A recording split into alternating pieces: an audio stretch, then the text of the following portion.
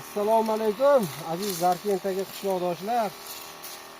Innovatsiyada bir yangilik chiqdi. Shu apparatimiz hajmi 8 litr ekan. 1 gektarga 160 litr suv hisobladik.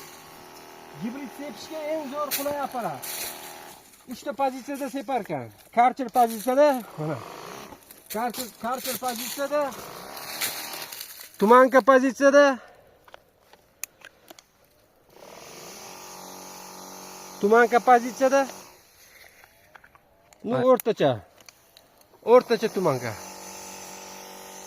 Shu holatda 100 litr ham yetadi 1 gektarga. Eng karcher sakada. Ne sal durtar kana. Nazik shaba.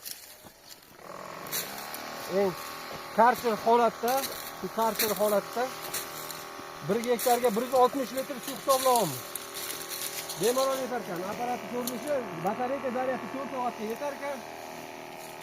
Zaryad olish muddati 1 soat bemalol.